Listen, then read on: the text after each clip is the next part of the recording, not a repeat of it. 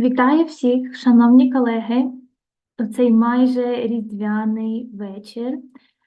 Скажіть, будь ласка, мене добре чутно? Напишіть, будь ласка, у чаті, якщо ви мене чуєте.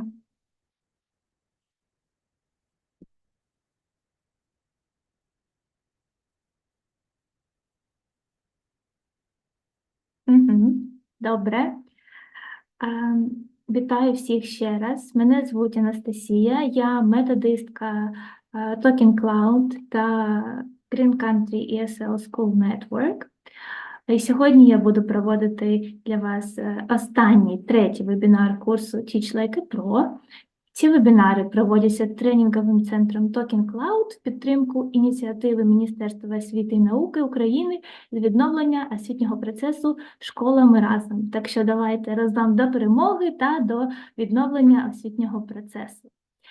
І перш ніж ми почнемо наш вебінар, я б хотіла трішки розповісти про те, як ви можете отримати сертифікат. Після цього вебінару на наступний день ви отримаєте листа на скриньку, яку ви залишили в формі реєстрації. В цьому листі буде посилання на запис, тобто на цей вебінар. Також буде коротка інформація, загальна інформація з вебінару, тобто така невеличка стаття, і тест на проходження, на отримання сертифікату. Якщо ви отримуєте 80%, тобто маєте 80% правильних відповідей, то тоді ви отримуєте сертифікат. So, I guess that you are ready to start the webinar. So, let me share my screen. And today we are going to talk about the ways we can use, how to make our lessons more interactive with the help of board games, and what resources we can use to adapt board games to online format. But before we start, I suggest that we do a quick warm-up just to set pace, to set up for the whole webinar. So let's get started. I have prepared some statements for you, and I would like you to answer in chat if this statement is true or false for you. So let's start then. I will be reading the statements, and I will be waiting for you to write your response in chat. Okay? So the first statement: keeping balance between storing and settling activities in class is always of paramount importance for me. Is it true or false for you? You can even explain why.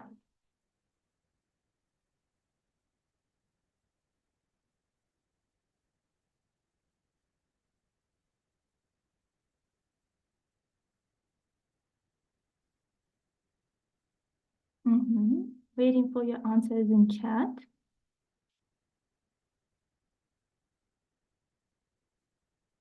Okay, great. It seems to me that it's true for everyone, yeah? Okay, let's move on to the next statement. I rarely incorporate different board games into my lessons because they are often time-consuming. True or false?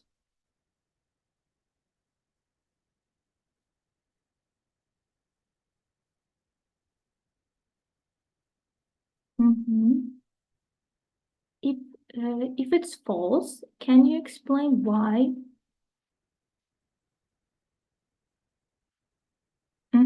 Good evening, everyone. For those newcomers, good evening. Catch up, please. So let's move on. The next statement. I often use various online services to bring variety to my lessons. True or false?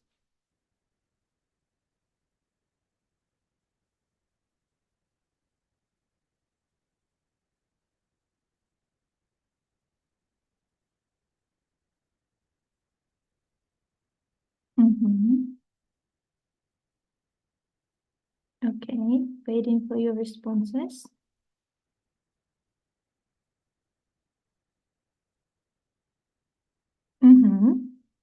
It seems to be true for everyone.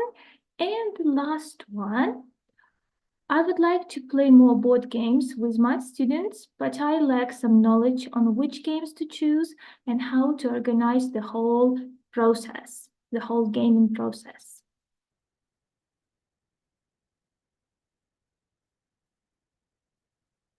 True or false?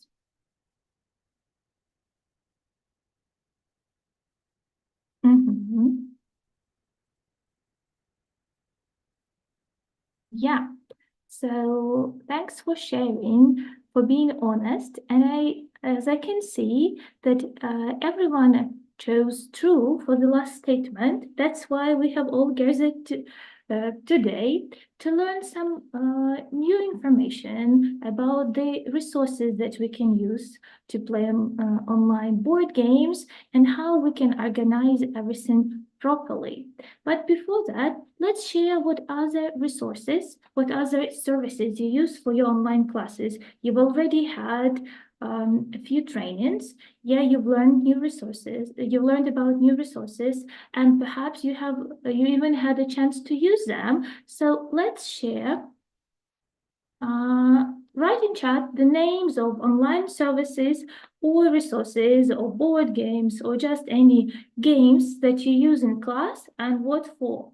For example, I often use Kahoot for checking grammar understanding, yeah? What about you? Can you write your ideas in chat, please?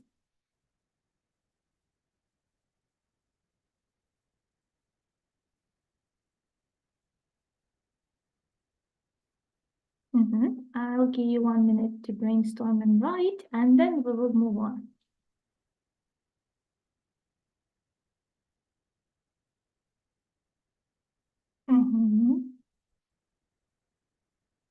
Can see some responses. Wordwall, Kahoot, right?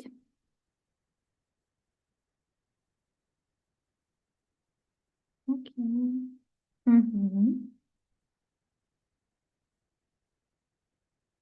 Great.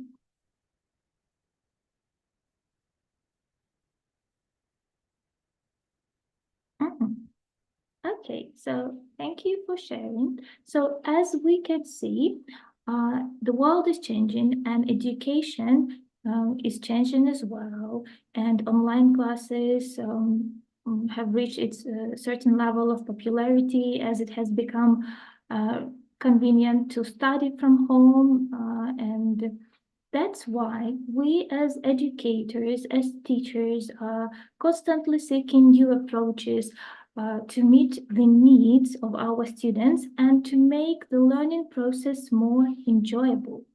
And I think that board games might be just the tool to achieve this, because with the help of board games, we can engage our students and facilitate learning in a fun and interactive way. So board games can be quite an effective tool to make our lessons more interesting and more exciting for students. In fact, there are quite a lot of benefits that prove the effectiveness of using board games in class. And I would like to discuss these benefits with you. So before I show you my answers, I would like you to write in chat the benefits of using board games. What do you think we can achieve with the help of board games?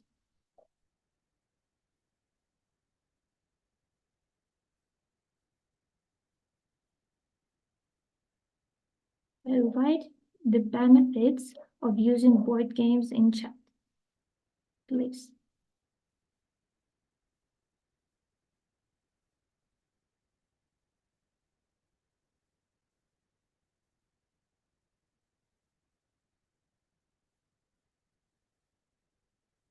Waiting for your responses.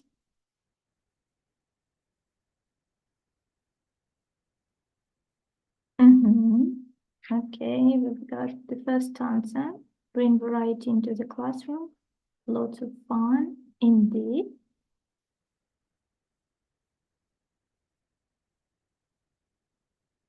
What else?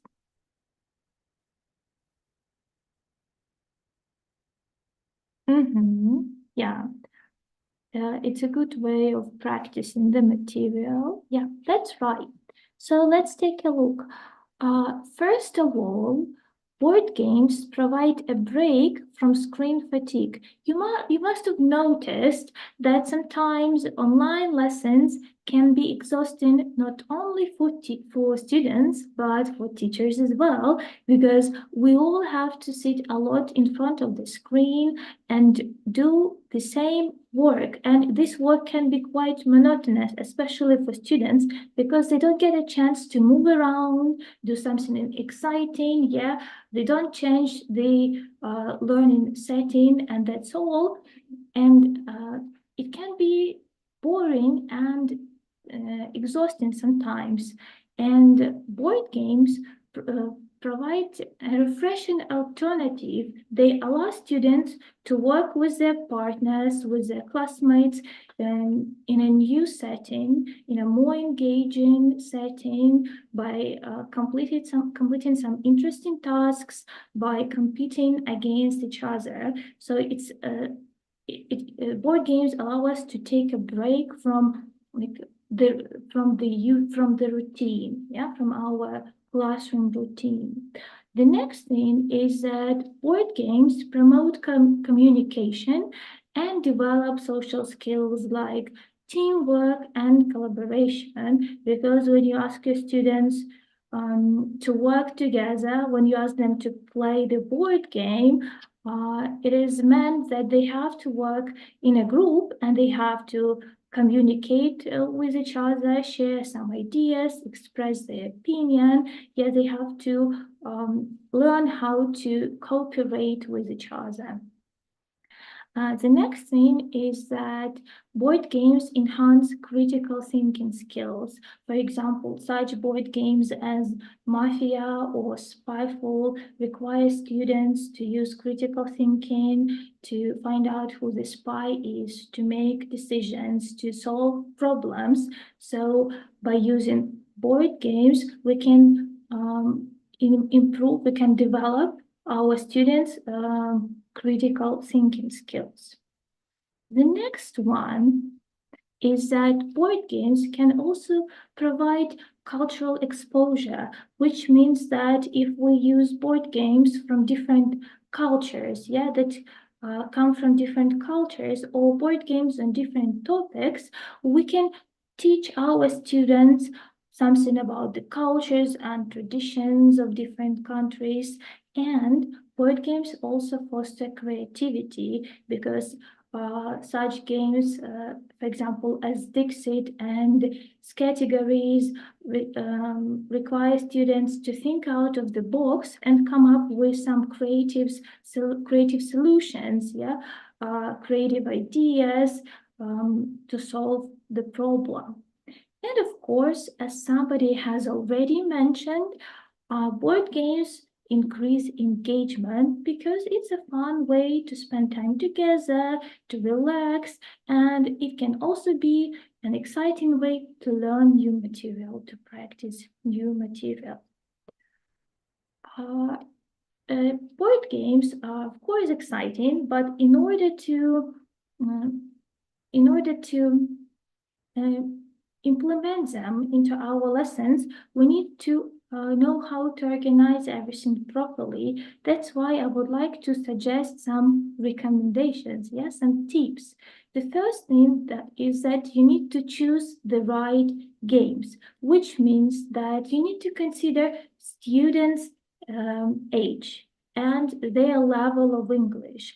So you can't choose a game which is too difficult if you have a level A1, yeah? Or you can't choose the game which is not according to your student age. So you need to look through the topics, you need to look through the content of this game and make sure that this game is interesting, that this game is according to your student's age and level. And of course, you need to relate the game to the topic you are teaching. So make it connected to the topic. Base the game on the topics that you're teaching, because it will be more effective. It will allow you not only to bring fun to your lesson, but it will also allow you to practice some target grammar or vocabulary, or to practice functional language and other skills.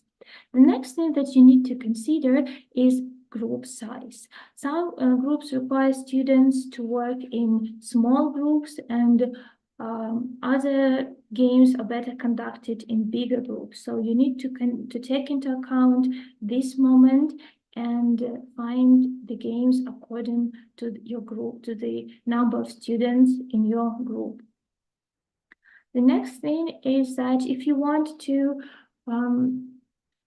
play some games, but you don't feel like creating new ones, so you don't have time, you can always search for online versions on the internet, because there are a lot of online versions of popular board games.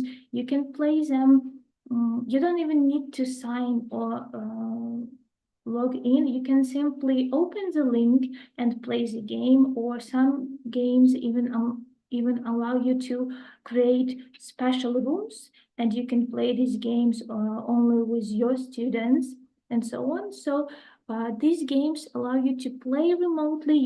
Your students don't need to go anywhere. They don't need to prepare any handout. They just follow the link, join the game, and compete against each other, or work together to solve the problem, to find a way out, or something like this. And the next thing is that after you have chosen the games that you want to play, you have created it or found it somewhere, you need to provide clear instructions. Please make sure that your students understand the rules, that they know the rules and they understand what they need to do in this game. Otherwise, it will not be effective. You will not achieve the outcomes, and your students will not enjoy the game if they're confused. Yeah, if they don't know what to do, how to play. You might as well provide some useful phrases that they can use in the game. So if it's not like educational game, but entertaining game, and you have some suspicions that it might be difficult for your students to speak during this game, so you might provide some phrases that they can use. Yeah, you may teach them useful phrases, useful words, like counters, move, next, turn, and so on. Yeah. And of course, when the game is over, don't forget to facilitate the discussion.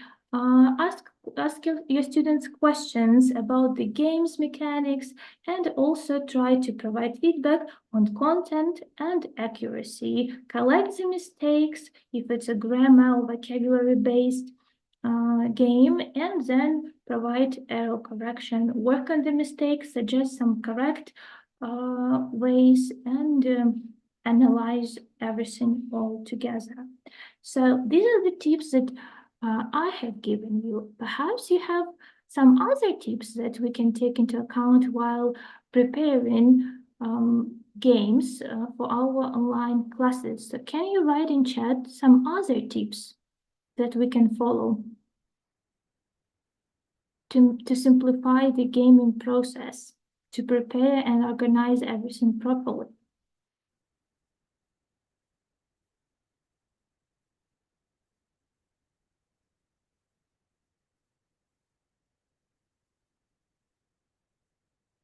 So, waiting for your answers in chat. If you have any other tips, any other recommendations that you are willing to share with your colleagues or not.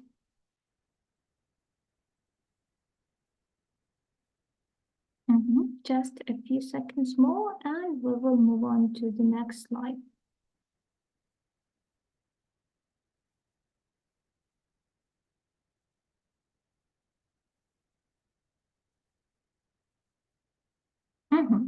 Good. Then all of the board games can be divided into two groups: educational games that are aimed at developing students' speaking skills.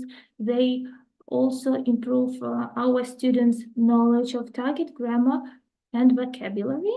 and entertaining games that are aimed at bringing fun and boosting our students' creativity. So let's take a look at some examples of educational and entertaining games and discuss how we can use them in class and whether you've used them before or not. So as for educational games, my recommendations are the following. So such games are Fictionary, Scribble, Plaintengrams, categories, Hangman, and crossword labs. So these are some of the popular games that can be quite useful in online lessons. So can you please write in chat which of these games you've used during your lessons and what for? Or have you ever heard of these games before?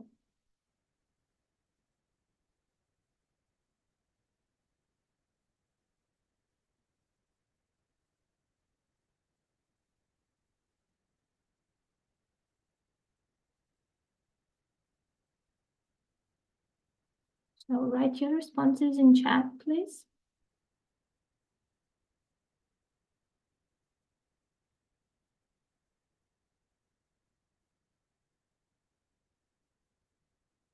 Have you ever used any of these games before or not? And what for?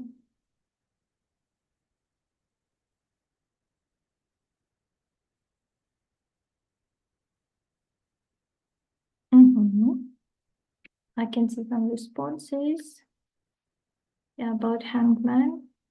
Yeah, as a warm-up, as a lead-in, as a revision. That's right. So we can use all of these games to help our students with the word recognition, to practice spelling, to practice word formation, and of course, to practice explaining the words.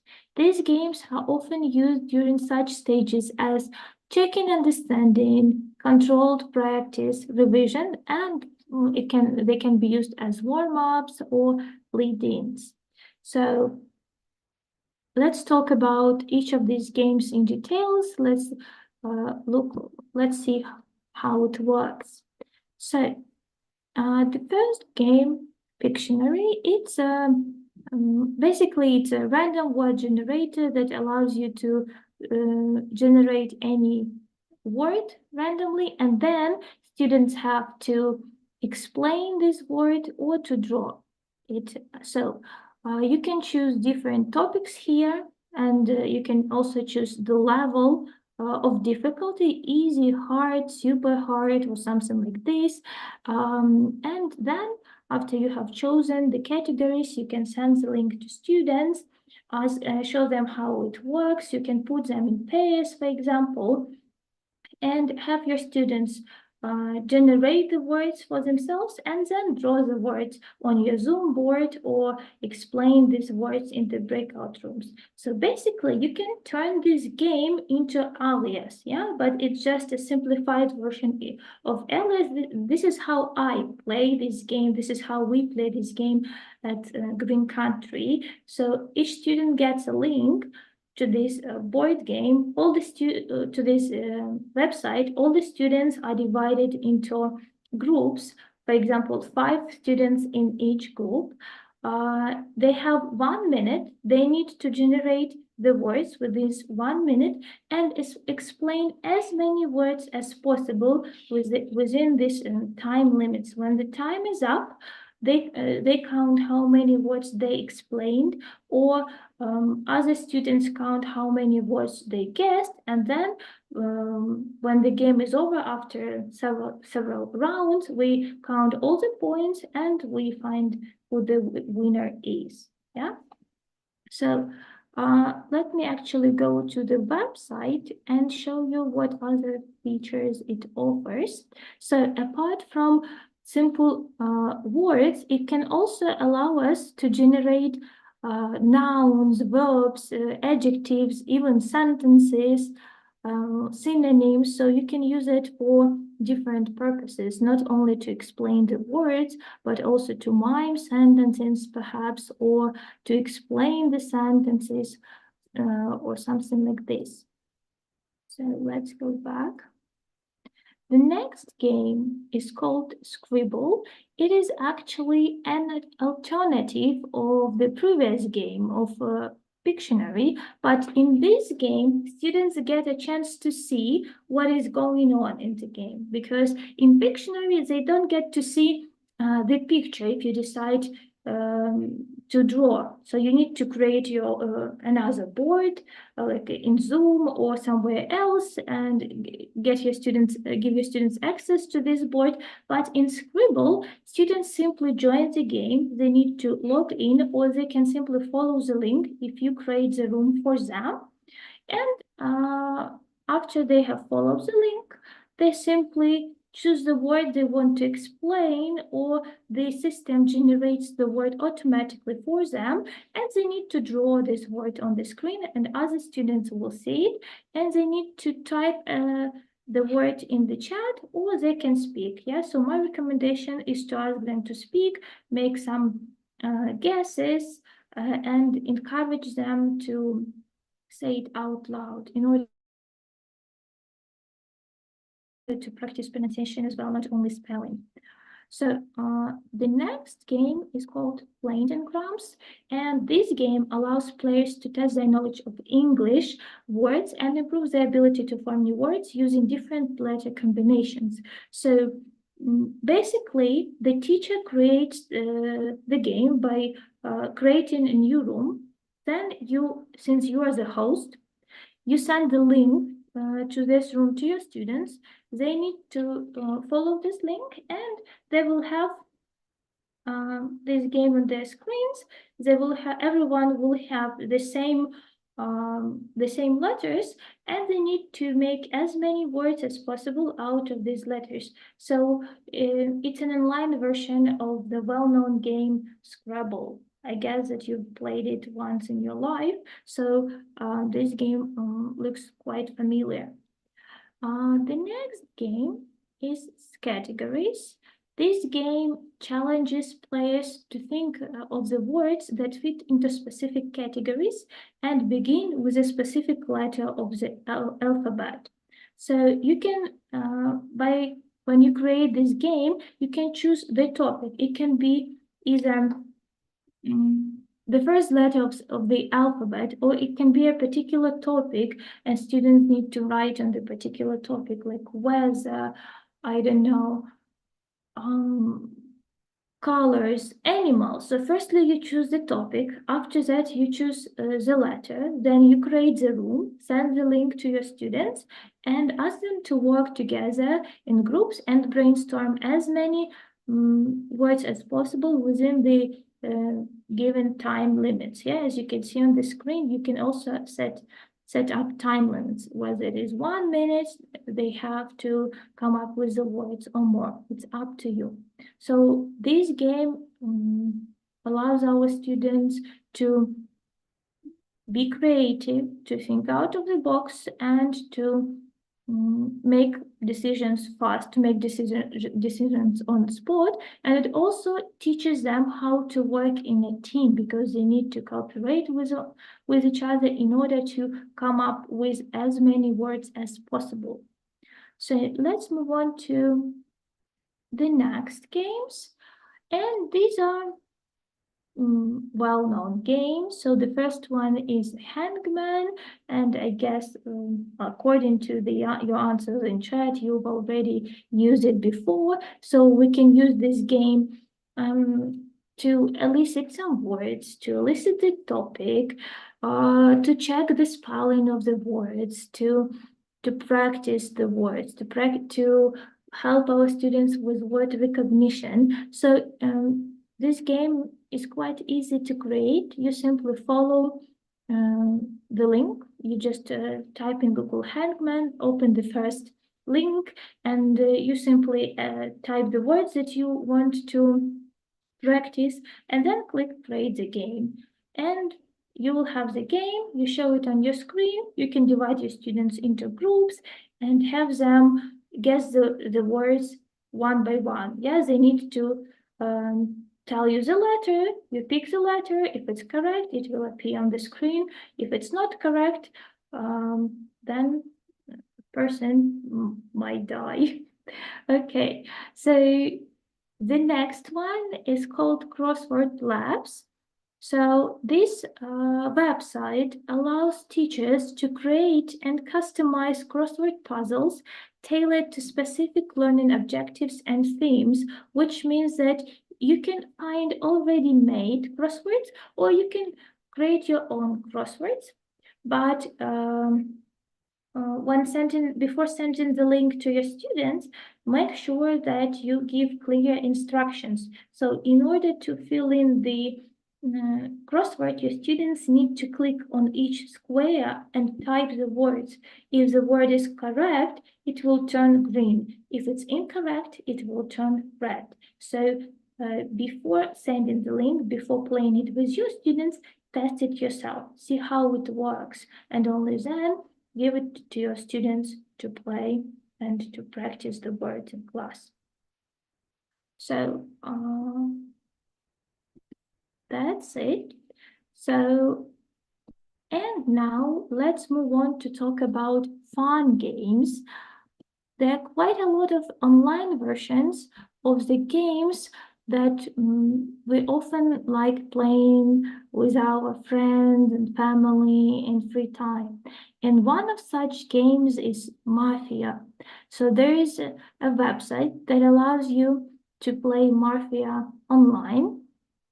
So in this game, players take on different roles and try to figure out who the Mafia members are.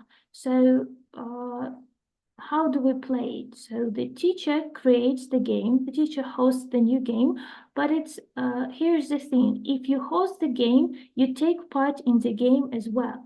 It means that you can also get the role, you can also be the Mafia, or you can be the detective, the doctor. If you don't want to play the game, if you don't want to be involved into the game, then you need to nominate another person to host the game. But I recommend trying the first time all together and being involved in the game in order to guide students and help them with the game. So the teacher creates the game, then you send the link to your students. They simply follow the link, join the game, write their names, they get the role, and they play the Mafia. And the rules are the same as in offline Mafia in the card game. So the next game is called Pizza Uno. So it's an online version of the well-known game Uno. So this game allows us to choose multiplayer mode. After we have chosen multiplayer mode, we need to host the game and send the link for our students to join. As soon as our students join, they will see the game field on their screen, and they will see the cards as well. And then when they can see everything, you can start playing the game, but it's necessary to explain the rules because the rules can be quite tricky. So make sure that everyone understands how to play it and provide some functional language to use, yeah? Like your turn, draw the card, you missed the turn, something like this. The phrases that your students can use during this game in order to practice their speaking skills as well. Let's move on to the next game, which is called Spyfall. So this game is quite similar to Mafia. The concept is similar, yeah? So students have to identify who the spy is. All the players will see the same place on their gadgets, but the spy will not know what the place is. So everyone take turns to ask questions to each other and find the spy, and the spy needs to find the place. This website also generates some questions for students to use. So if you think that your students are not strong enough to create the questions on their own, they can find these questions on the website and use them during this game. But the thing is that it's better that students are allowed to use only yes and no questions. So this is the requirement, and you need to inform your students before playing these games that they cannot ask special questions, yeah? Only yes or no questions. When everyone has asked the questions, the round is over, and students take turns to vote who they think the spy is. When everyone thinks that, when everyone has voted, they either continue the game if they can't find the spy, or they reveal the cards if they have found the spy, like the city wins and the spy loses. This is how it works. Well, it's quite interesting, and the thing is that each round lasts only 10 minutes, so your students won't get tired. You can even modify the time and make it shorter. But the thing is that this game has a limited number of players, up to 10 players, and that's it. So if you have a group of strong learners, you can explain the rules to them and put them into breakout rooms, put them into groups and play, and ask them to play this game together without you being involved. But if you have a group of weak students, then it's better to help them and do it all together. This game can be also played in offline classes, in physical classes. You simply ask your students to follow the link and they will play it on their phones. They will have the same roles. And the next game, which is called Codenames. Have you ever heard of this game before? Can you please write in chat if you know what this game is about?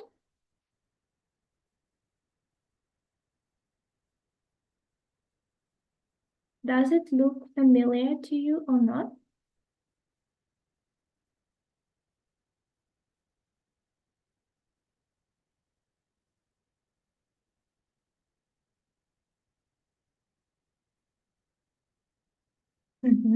So write plus in chat if you have ever heard of this game or played this game before, and minus if you've never heard of it. Okay, I see.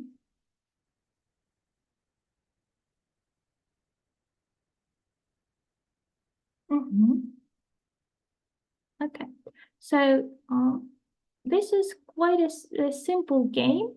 It is quite similar to Alias, I guess. So the main idea of the game is that students need to explain the words. Students are divided into two teams and they all have, just a second. Yeah, students are divided into two teams and they all have 25 words assigned to both teams. One player from each team gets the role of the spy master, and only spy masters can see which words belong to which team. So other students can see only the grid with the words, as in the picture on the right, and the spy masters can see which words belong to which group. For example, the word hood, turkey, ball, palm belong to the red team, and the words George, Jack, plane, and others belong to the blue team. Yeah, so spy masters take turns giving clues explaining these words to their teammates, and others need, the teammates need to guess the word and click on the word which they think the spy masters are explaining. The group that explains most of the words wins. So it's just as simple as it is.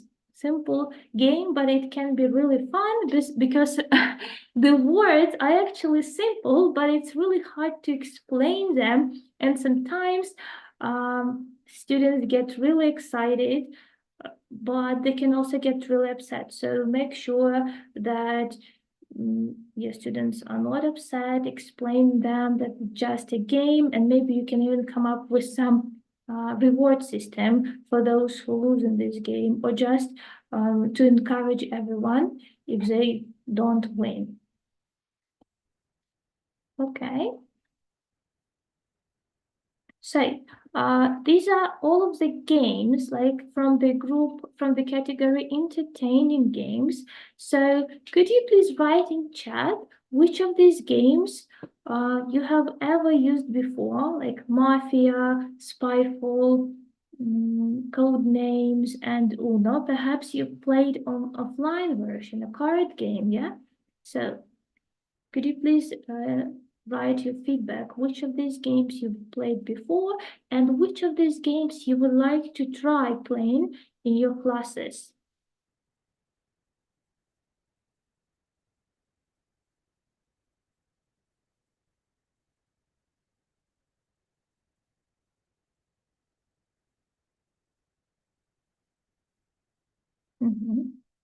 Which of these games would you like to try playing in your classes?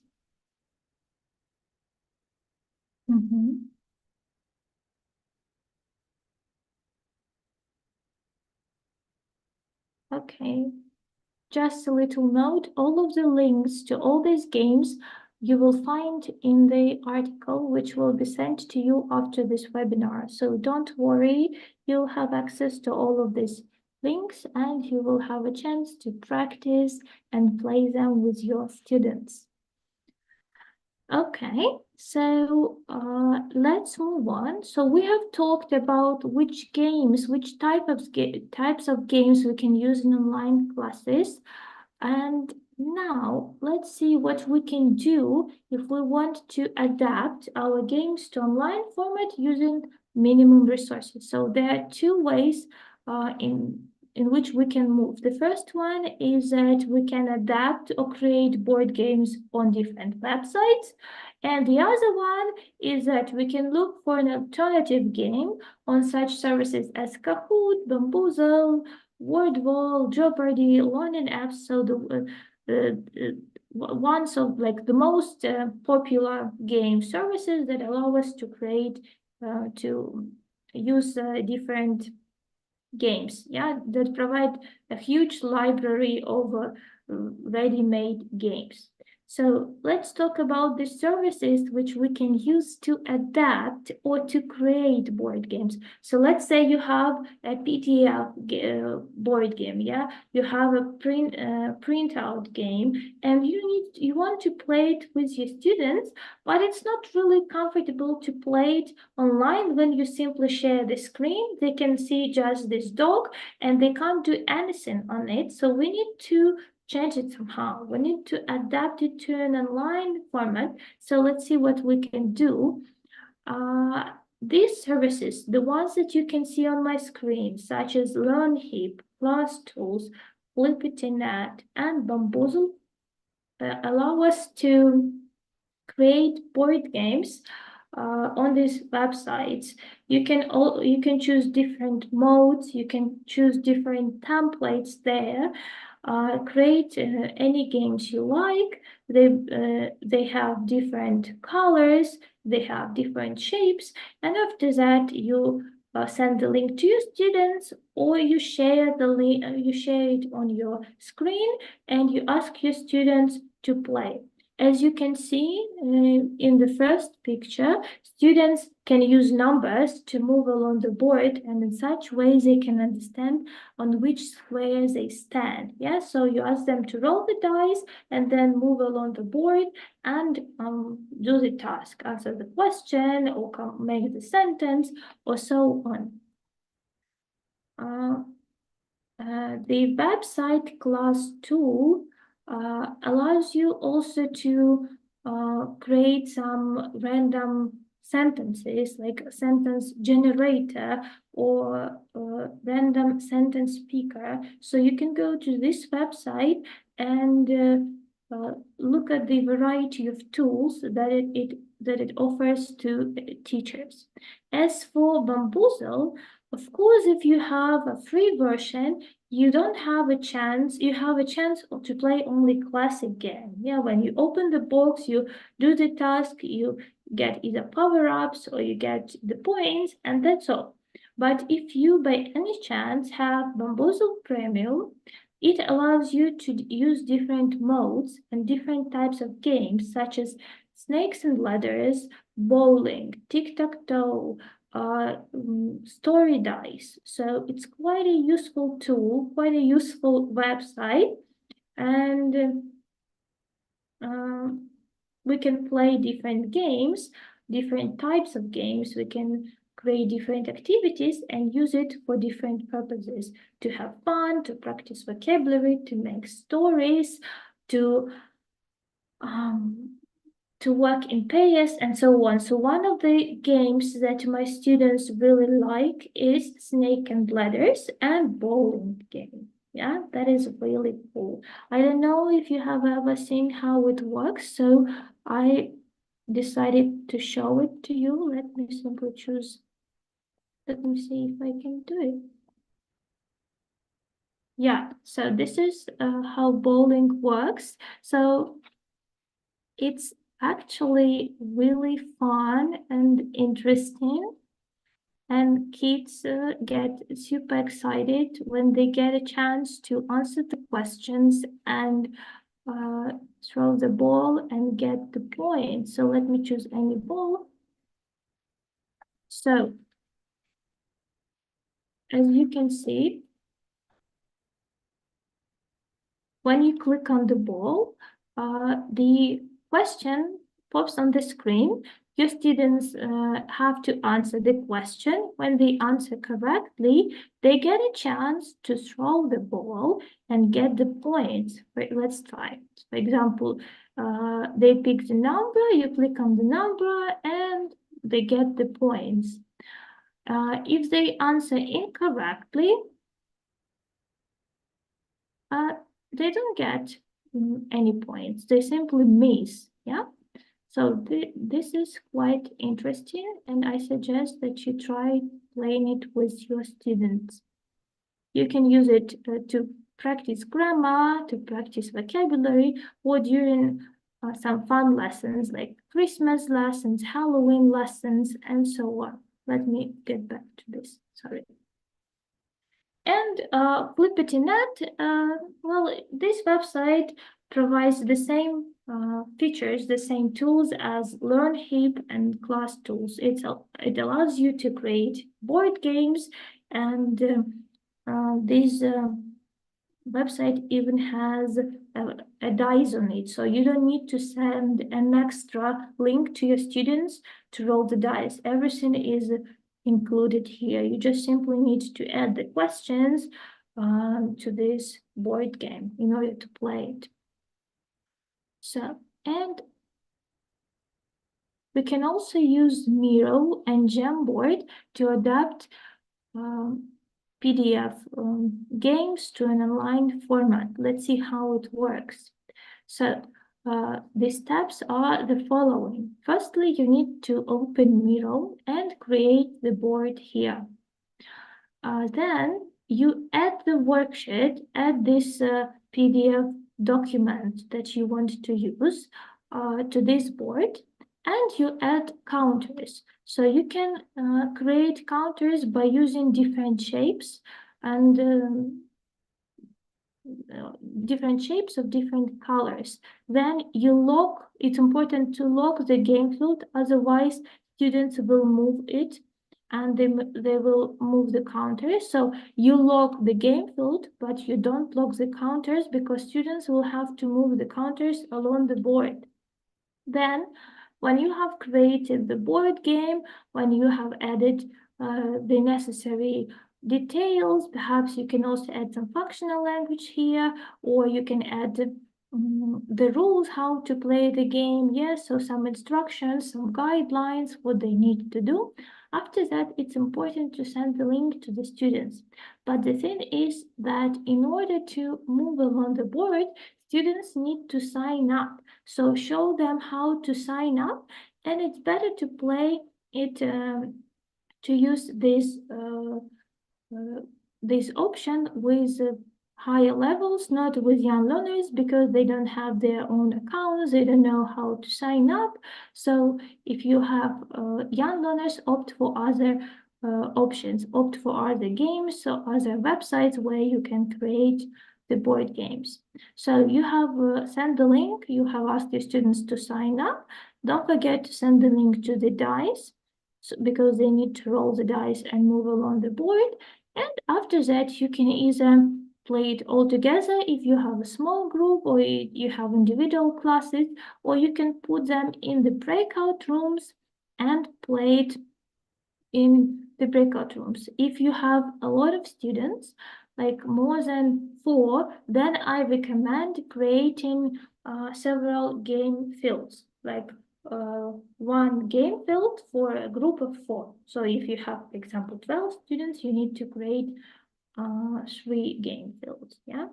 So it is better to do it this way so that students can get enough opportunities to answer the questions, to practice their speaking skills, to improve their grammar, and they have better chances to win because they will roll the dice more often. And if you want to play board games, if you want to use Jamboard, the procedure is the following. You create the board, add all the details, and then send the link to students and put them in pairs to play this game. And of course, apart from the games and online services that we can use to create the games, we can also be innovative and use some other alternatives to bring fun and variety to our lessons. So we can introduce quests to our students. So can you write in chat if you have ever conducted any quests online?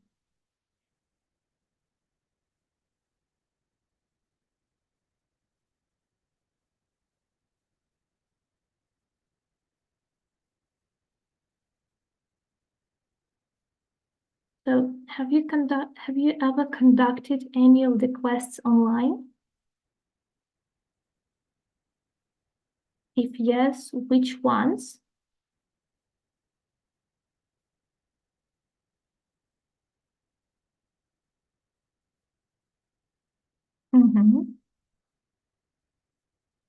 So let's see at some quests that we can conduct online. So firstly, let's take a look at the video quizzes that can be an alternative to board games. So such websites as Edpuzzle, TED-Ed, and YouTube allow us to find different video quizzes on different topics. You can either find the videos there, or you can add a video from YouTube and then modify it, add some questions, like open questions or multiple questions with multiple choice. If you choose to work with TED-Ed, all of the lessons include interactive quizzes, discussions, and some additional resources. And some of the topics are really relevant and interesting and can be used for higher levels to improve their listening skills and to practice their speaking skills as well. As for YouTube, you can use this website to find different fun quizzes for different purposes. One of the quizzes that I often use and I recommend to others are the following, like the quiz this or that. This is the game in which students have to pick one of the pictures or one of the activities, and after that they have to complete the task. Like, let's take a look. Would you rather bake cookies or build a gingerbread house? So I would rather bake cookies. I click on bake cookies, and after that I have a task to do, like move, dance, jump, or something like this. So this game can be used for young learners, but there are some other games for higher levels and even for adults what they need to answer some other questions, like follow-up questions, yeah? Would you rather bake cookies? Why would you rather bake cookies? Or something like this. So after that, you can extend the question and ask them to explain why they would choose this or that thing. Let's move on. Other types of quizzes, video quizzes that you can find on YouTube, the quizzes that require students to guess the word by the emoji. It's one of the most interesting quizzes that my students really adore because they see the emoji and they simply need to guess. It's really fun and it's quite competitive.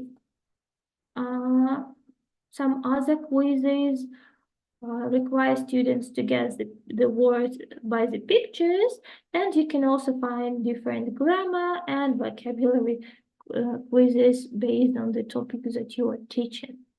And let's move on to the quests.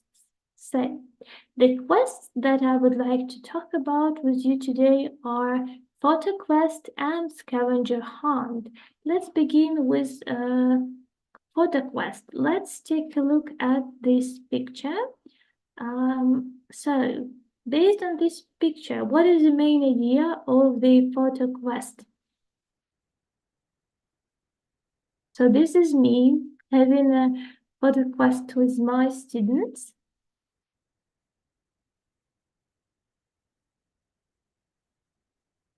It was more like a Christmas photo quest.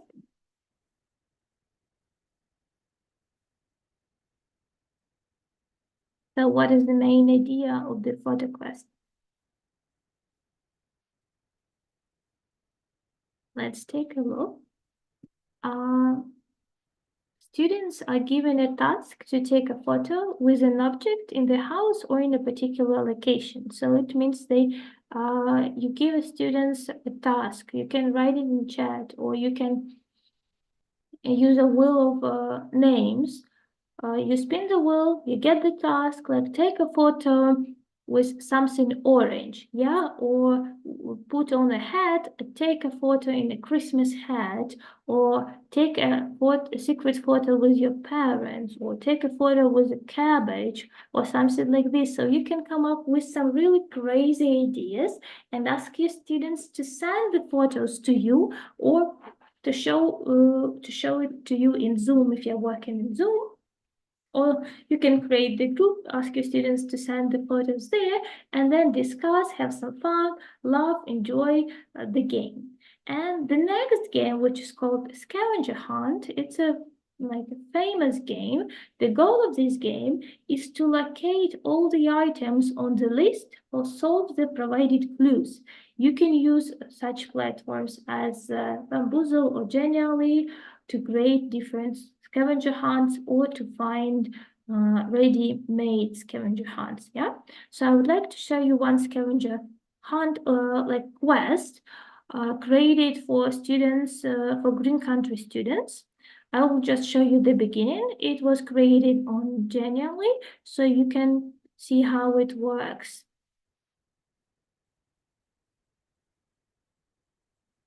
So let's take a look. So this was just the warm-up. Students had to choose how their mood. After that, it was like a beginning, an introduction, an explanation of what they need to do, that they need to answer all the questions correctly and get out of the office. So it was kind of an escape quest. Students had to escape, yeah, find a way out. And after that, they had 3 rooms. Each room had a number of questions. They had to answer these questions, and every time they answered the questions, they received some points. And at the end of the game, we counted all the points and found the winners. Yeah. So this is how it works. As for scavenger hunts, there are plenty of scavenger hunts on Bamboozle. You can either create your own or search for the ones that have been created by other teachers on different topics.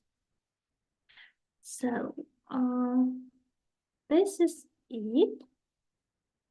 So this is basically everything I wanted to tell you about board games and what services we can use to adapt board games, what board games we can play in online classes. So I would like you to reflect a little bit and write in chat 3 useful things that you've learned today.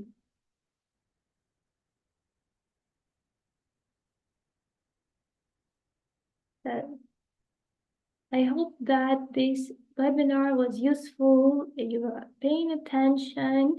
You've learned about some new resources, some games that you can play with your students to make your lessons more interactive and make the learning process more enjoyable. So write in chat what you've learned in today's webinar, please. Share some feedback.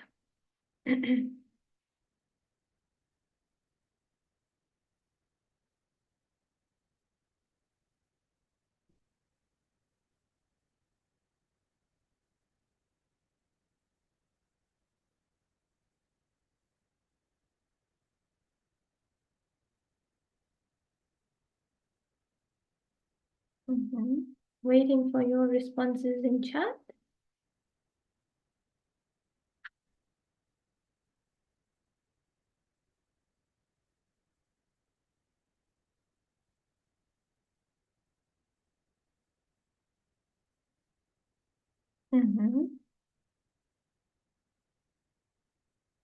Yeah, yes, Galina.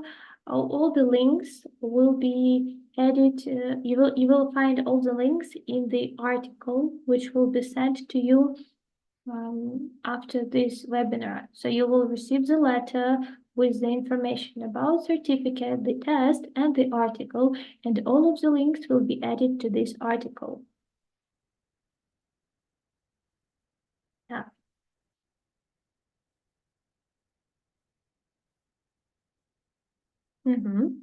Good. Thank you for your feedback. So I wish you to have interactive and engaging classes with your students, and Merry Christmas and Happy New Year. This is it for today.